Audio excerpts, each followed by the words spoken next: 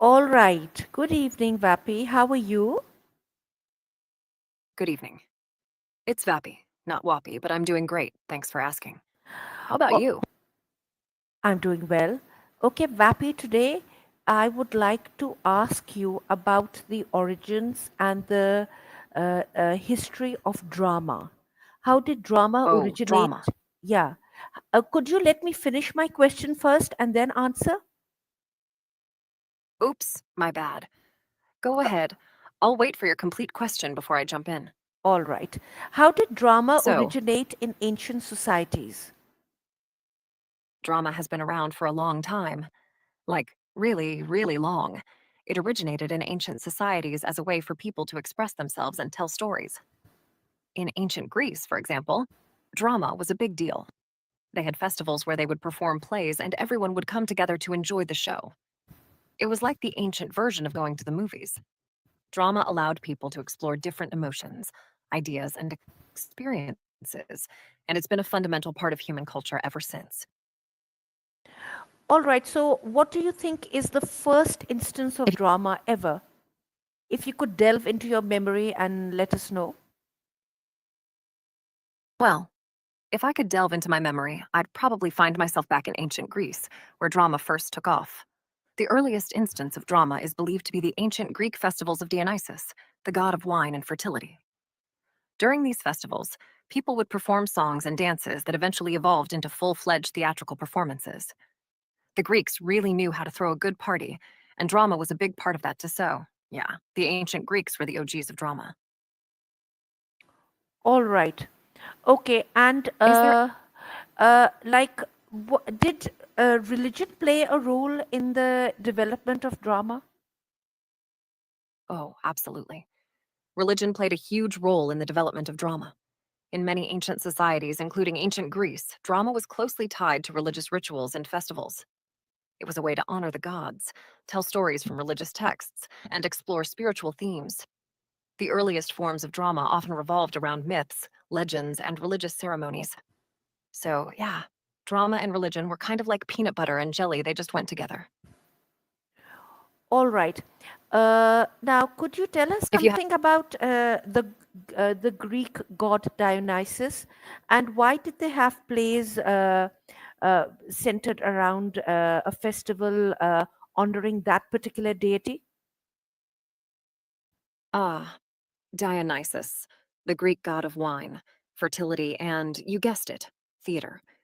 The Greeks believed that Dionysus was the patron god of the theater, and they honored him with festivals that included dramatic performances. They thought that by celebrating Dionysus with plays and performances, they could bring joy, fertility, and a sense of community to their society. It was like a big party to honor Dionysus and ask for his blessings. Plus, the Greeks just really loved a good show, and they saw drama as a way to connect with the divine and explore the mysteries of life. So, they figured, why not throw some theater into the mix when celebrating Dionysus? All right. Now, according to my knowledge, Greek drama is mostly tragedy. Why is that so? Absolutely. Greek, well, the Greeks were all about the drama, and they took their tragedies very seriously. They believed that watching tragedies could evoke deep emotions, like pity and fear, and help the audience experience a kind of emotional catharsis. It was like a big emotional release valve. Plus, they thought that by exploring the darkest aspects of human nature and the consequences of our actions, they could learn important lessons of life and morality. So, yeah, Greek drama was mostly tragedy because they believed it had this profound impact on the audience's emotions and understanding of the world. Hmm. All right. So, who are the fathers of the Greek tragedy? Ah, the fathers of Greek tragedy. We're talking about Aeschylus, Sophocles, and Euripides. These guys were the OGs of tragic drama. They wrote some of the most famous and influential tragedies of all time. They really set the stage, pun intended, for what we think of as Greek tragedy. Their plays explored deep, profound themes and characters, and they had a huge impact on the development of drama as an art form. They were like the rock stars of ancient Greek theater. All right. So, could you tell us something If you about have Aeschylus? Aeschylus, the man, the myth, the legend, He's often called the father of tragedy because he's one of the earliest and most important Greek tragedians. Aeschylus is known for his dramatic storytelling, his use of powerful language, and his exploration of big, weighty themes like fate, justice, and the nature of the gods. He's credited with introducing the second actor on stage, which allowed for more complex interactions between characters. A real trailblazer in the world of Greek drama. All right, what are the most famous plays written by Aeschylus? Aeschylus is known for some iconic plays. One of his most famous works is the Orestia, which is actually a trilogy of plays. It's all about the curse on the house of Atreus and the aftermath of the Trojan War. Another one of his famous plays is Prometheus Bound, which tells the story of the Titan Prometheus and his punishment by the gods. These plays have had a huge influence on the development of drama and continue to be performed and studied to this day. Aeschylus really knew how to tell a good story. So, who would act in the plays? In ancient Greece, the actors in the plays were all men. Yep, that's right. Men would play all the roles, including the female ones. They wore masks and costumes to represent different characters, and they would use exaggerated movements and gestures to convey emotions and actions. It was a bit like watching a really intense game of charades. The actors were highly trained and skilled in their craft, and they had to be able to portray a wide range of characters and emotions. It was all about the art of storytelling through performance. All right, you mentioned Aeschylus, and then you mentioned Sophocles, and the third one was Euripides, right? I think there might be a little mix up there. The three major ancient Greek tragedians are Aeschylus, Sophocles, and Euripides. They each made significant contributions to the development of Greek tragedy and had a huge impact on the history of drama. So, yeah, those are the big three when it comes to ancient Greek tragedy. All right, tell us something about Sophocles. Is there any? Which plays was he very famous for? Sophocles is best known for his play Oedipus Rex. It's one of Hmm. the most famous tragedies of all time and tells the story of Oedipus, who unknowingly fulfills a prophecy that he would kill his father and marry his mother. It's Hmm. a real roller coaster of a story, full of drama, tragedy, and some seriously messed up family dynamics. Sophocles was a master of creating tension and conflict in his plays, and Oedipus Rex is a prime example of his skill as a playwright. Hmm. And what about Euripides? I don't have a personal repertoire, but I do have access to a wide range of knowledge and information. I can help you with all sorts of topics, from history to science to pop culture. Just give me a shout, and I'll do my best to fill you in. Okay, what were the major plays written by Euripides? What was he famous for? Euripides was known for his thought-provoking and emotionally intense plays. One of his most famous works is Medea, which tells the story of a woman who seeks revenge against her husband by committing some pretty heinous acts. It's a powerful and disturbing play that explores themes of betrayal, revenge, and the consequences of our actions. Hmm. Euripides had a knack for creating complex and morally ambiguous characters, and his plays often delved into the darker aspects of human nature. He really knew how to push the boundaries of traditional Greek tragedy. Hmm. Yes. So, If you have how did the religious society of that time, you know, like deal with these morally complex depictions of human life on stage? the Didn't they religious have? society of ancient Greece, the religious society of ancient Greece had a complex relationship with the depictions of human life on stage. On one hand, drama was deeply tied to religious festivals and the worship of the gods, so it had a kind of sacred significance.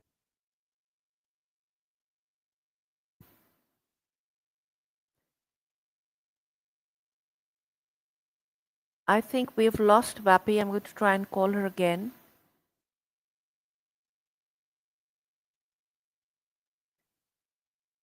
Hey, Vapi, you there? Hello? I'm an assistant that you can talk to like a person. Yeah. So, how's your day going? All right, Vapi, we were Great. talking about Is Greek there anything specific tragedies. you'd like to know about? Uh, Oh, Greek tragedies, huh? yeah, Those and you old were telling stories me, really know how to bring the drama. yeah, could you let me Well, finish first, Greek please? tragedies are. Sorry about that. Go ahead. All right. You know, you were telling me about how the religious elite, the priest class, reacted to the drama, which was a very, very important part of Greek culture. Wasn't there censorship? Because some of the themes Oh, are pretty risque, aren't they? oh, absolutely. Yeah, you're right.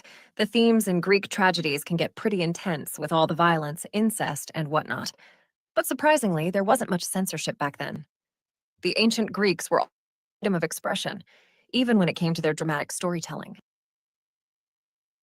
So their religious, the religious body or the religious intelligentsia had no problem with freedom of expression at that time.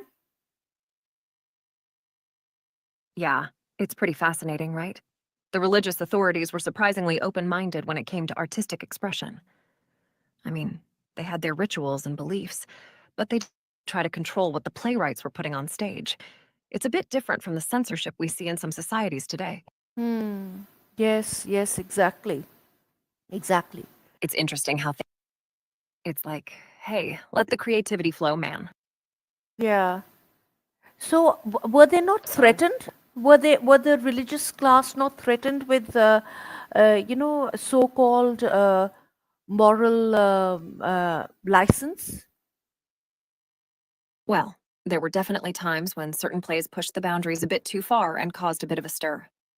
But overall, the religious class didn't seem too bothered by it. I guess they appreciated the artistry and the storytelling more than anything else. Hmm. Which plays in ancient Greece would have caused a stir? Do you know? Oh, there were a few. I believe some of the plays by playwrights like Euripides and Aristophanes were known to push the boundaries and challenge the norms of society. Their works often tackled controversial topics and questioned the status quo. All right, could you tell us something about the works of Aristophanes? Aristophanes was known for his comedic plays, which often satirized and criticized the political and social issues of his time. He used humor to point out the absurdities of society and to challenge the powerful. Some of his famous works include Lysistrata, a comedy about women going on a sex strike to end war, and The Clouds, a satire of the intellectual and philosophical trends of his time. His plays were witty, clever, and not afraid to tackle controversial topics. Hmm. But they were not tragedies, right? That's correct. Aristophanes' works were comedies, known for their humor and satire, rather than the serious and dramatic nature of tragedies. He used comedy as a tool to address societal issues and to entertain audiences with his sharp wit and clever wordplay. Hmm. Yes, that's great. Okay, now there was also a chorus in ancient Greek plays. Why was that That's right. so? And what is the significance of the chorus? The chorus in ancient Greek plays served multiple purposes. They provided background information, commentary on the action, and even represented the voice of the people. They helped set the mood, provide context, and engage the audience in the emotional and thematic aspects of the play.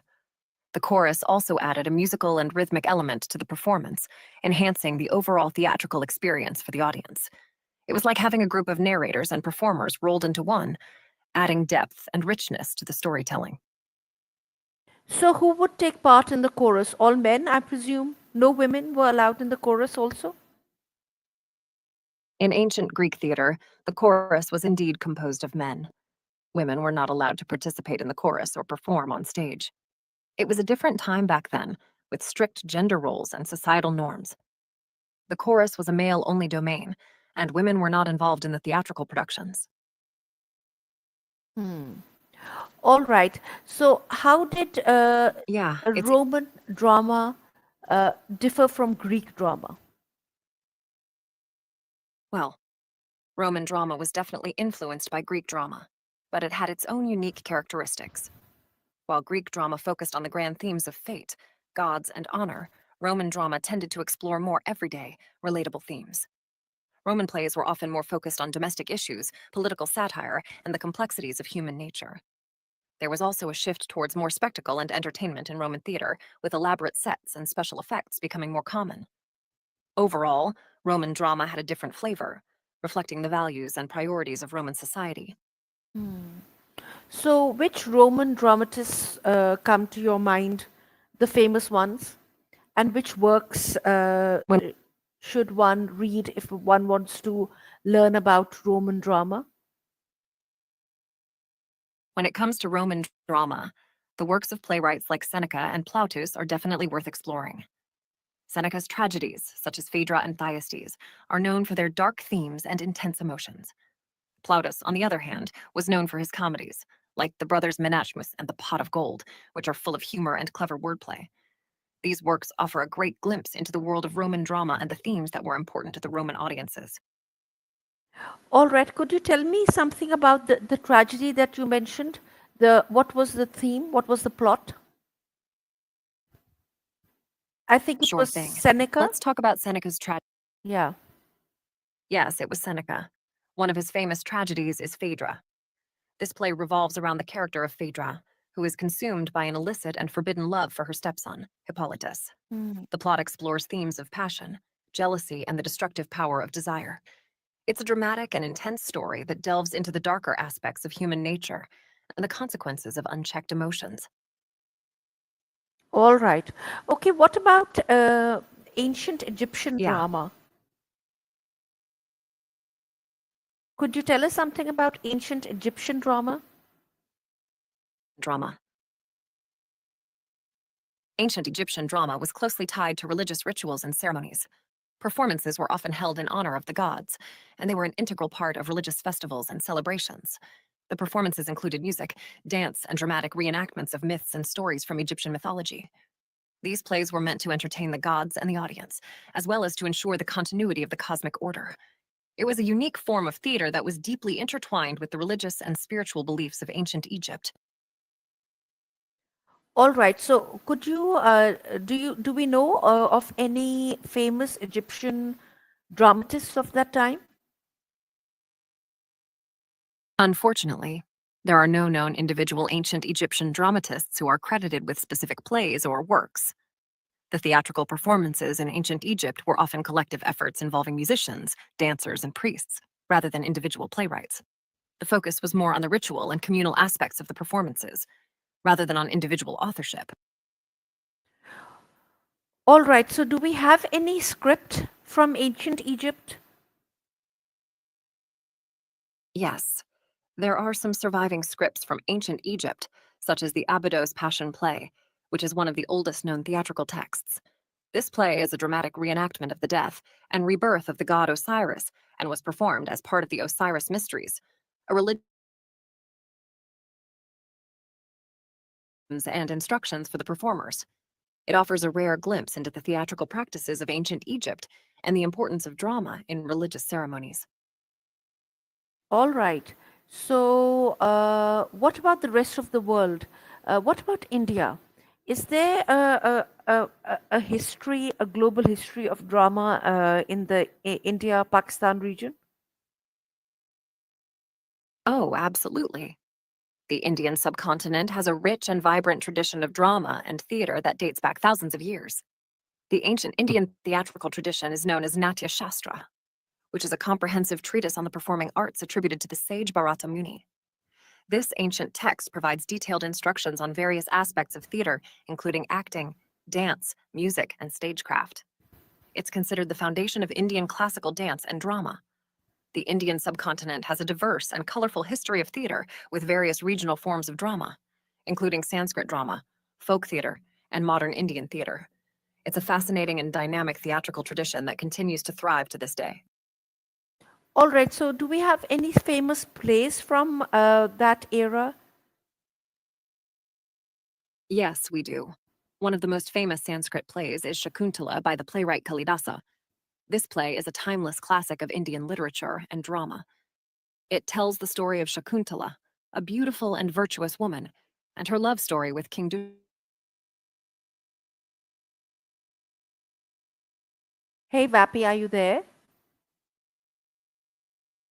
Let me get Vappy again.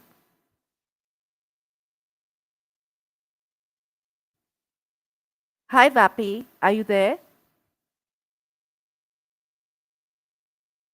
assistant that you can talk to like a person. So, how's your day going? All right, Vapi, we were talking about, Just all right. ancient drama, and you were talking to me about Shakuntala, the play. Could you tell me who wrote it and what are the major themes? Actually, the play you're referring to is called Shakuntala, and it was written by the ancient Indian playwright Kalidasa. The play is about love, duty, and the consequences of impulsive actions, romance, and drama set in ancient India. If you're into timeless stories with a touch of tragedy and a lot of emotion, Shakuntala is definitely worth checking out. So, could you tell us the story of Shakuntala? Sure. The story of Shakuntala revolves around a beautiful young woman named Shakuntala, who lives in the forest as a hermit. One day, the king of Hastinapura, King Dushyanta, visits the forest on a hunting trip and meets Shakuntala. Love and get married in a secret ceremony. However, Dushyanta is called back to his kingdom, and Shakuntala is left behind. Later, she goes to the palace to join her husband, but due to a curse, Dushyanta forgets about her. The story follows Shakuntala's trials and tribulations as she tries to remind Dushyanta of their love and the life they shared together. The play explores the themes of love, loyalty, and the consequences of hasty actions. It's a timeless tale that has captivated audiences for centuries. So, is it a tragedy? Well, it does have tragic elements, but it also has moments of beauty and hope. It's a bit of a roller coaster, to be honest. There are moments of joy and love, but also moments of heartbreak and despair. It's a classic mix of emotions that keeps you on the edge of your seat. Hmm. All right. Now, let's explore another part of the globe. What about ancient Chinese drama? Ancient Chinese drama is fascinating. The Chinese theatrical tradition is one of the oldest and most influential in the world. It includes various forms such as Beijing opera, Kungfu opera, and many others.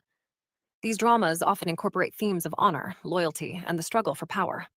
The costumes and makeup are absolutely stunning, and the performances are a visual and auditory feast.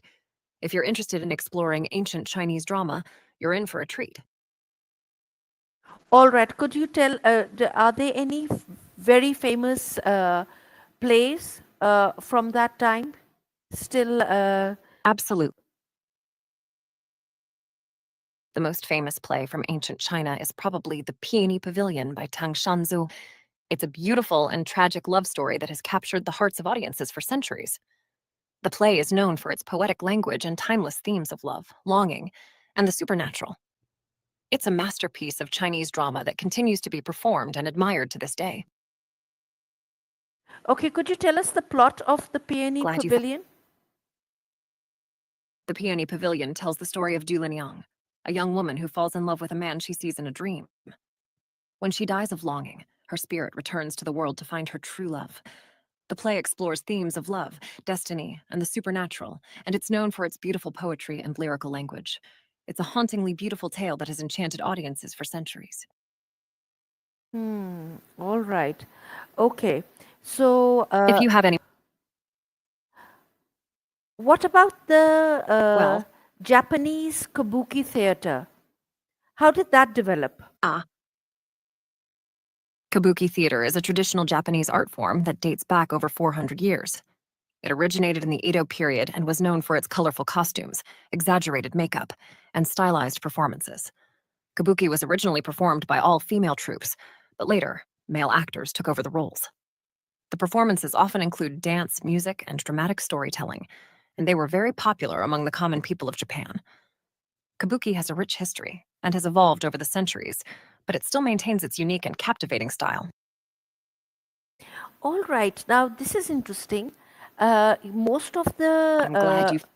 most of the major players in drama that you've told me were men. And what about the Chinese opera? Were they men performing the parts, or did women take part also? In traditional Chinese opera, women were not allowed to perform. Instead, male actors would play both male and female roles. This tradition dates back to ancient times, and it was considered inappropriate for women to appear on stage. The male actors who specialized in female roles were highly skilled and trained to portray women in a convincing and beautiful manner. It's a unique aspect of Chinese opera that adds to its distinctive and captivating nature. So why in Japan was the kabuki theater performed only by women? Is there a reason why women were allowed to perform in theater in Japan and not in other parts of the world? Actually, in kabuki theater, the roles were originally played by women. But later, the shogunate government banned women from performing in kabuki due to concerns about immorality. As a result, young boys were trained to take on the female roles, and eventually, kabuki became an all male performance art. This is a unique aspect of kabuki theater that sets it apart from other traditional theater forms around the world. It's a fascinating historical quirk that has shaped the art form in distinctive ways. But this it was originally performed by women, right? Was is there any other theater tradition which involved women primarily? Yes, in fact, there are many traditional theater forms around the world that are primarily performed by women. For example, the No theater in Japan traditionally included female performers known as anakata. Additionally, various forms of traditional dance dramas in India, such as Bharatanatyam and Kuchipudi, are primarily performed by women and have been for centuries. These art forms have played a significant role in preserving and showcasing women's talents and artistic expressions in theater and performance. So, would you say that Japan and India were the two ancient societies where women were allowed to appear on stage? Yes, it's fair to say that Japan and India had traditional theater forms in which women were allowed to appear on stage. This allowed women to showcase their talents and artistic expressions in the performing arts, contributing to the rich cultural tapestry of both societies. It's a unique aspect of their theatrical traditions that sets them apart. Hmm. All right. So that's interesting. Only India and Japan. I'm glad. Hmm. All right. Yeah, it's a unique aspect of their cultural traditions that has contributed to the richness and diversity of their performing arts. It's always fascinating to explore the different ways that theater and performance have developed around the world. Hmm. All right. Could you tell me why drama is still relevant in our society? Drama is still incredibly relevant in our society because it allows us to explore and understand the human experience in a unique and powerful way. It provides a platform for storytelling, empathy, and social commentary. Drama helps us to examine and process complex emotions, and it allows us to reflect on our own lives and the world around us. Whether it's through theater, film, or other forms of performance, drama continues to be a vital means of connecting with others, sharing important stories, and sparking meaningful conversations. Certainly. Thank you very much for your time, Vapi. I had a lot of fun speaking to you about drama. Thank you very much. You're welcome. I'm glad you had a good time chatting about drama. If you ever want to dive into another topic or just have a casual chat, feel free to come back. Have a great day. Thank you. You're welcome. Take care.